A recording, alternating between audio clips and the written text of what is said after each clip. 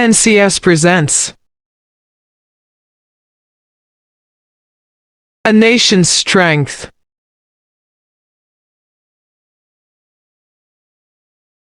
The poet, who was the second cousin of the better-known Ralph Waldo Emerson, uses simple language and syntax throughout this piece.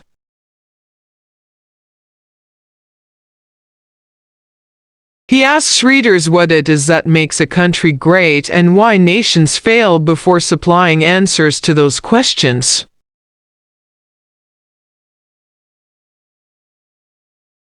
A Nation's Strength by William Ralph Emerson is a straightforward poem about the strength of countries and where it comes from.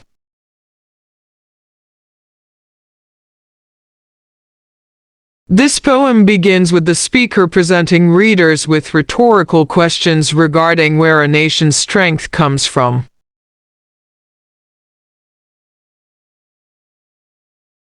He then goes on to pose a few different answers before coming to the conclusion that strength comes from leaders who work harder than everyone else and are capable of inspiring those around them.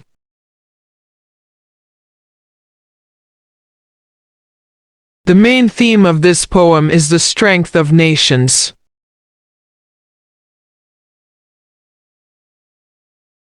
Specifically, the poet is interested in analyzing and describing how and why some nations maintain their strength and endure the passage of time while others do not.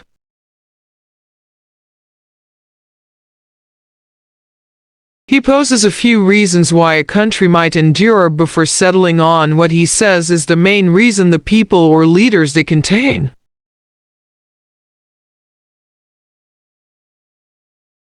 A Nation's Strength by William Ralph Emerson is a 6-stanza poem that is divided into quatrains or sets of 4 lines.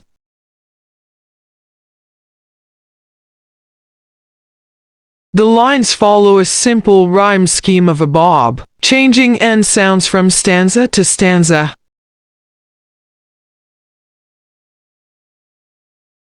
The poet uses similar length lines that alternate between iambic tetrameter and iambic trimeter.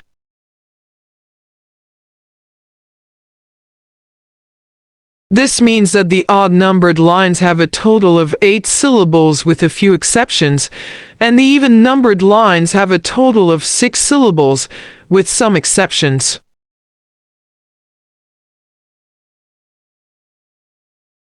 In the first lines of this poem, the speaker begins by asking 2 rhetorical questions.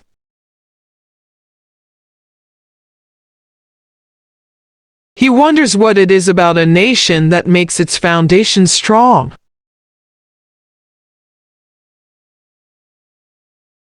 What is that a nation does that allows it to stand up to and defy surrounding foes?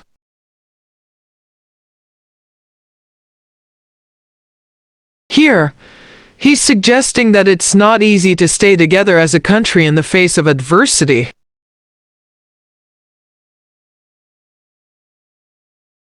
Time, enemies, and the many other conflicts that countries face usually result in governments and ideologies falling apart.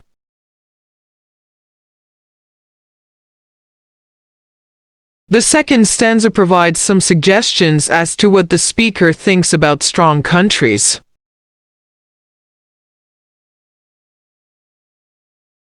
The speaker makes it clear from the start that they do not believe that it is gold or wealth that makes a nation or kingdom great.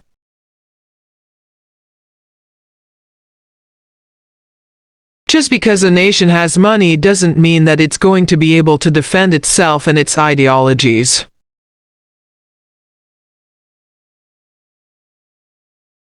If it depends on its wealth to get it through difficulties, then it's going to find itself on sinking sand rather than abiding, long-lasting rock.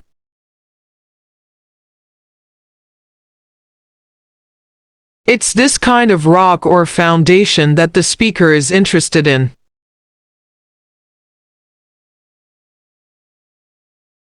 He compares depending on wealth to building a house on quicksand. It's going to fall apart quite quickly.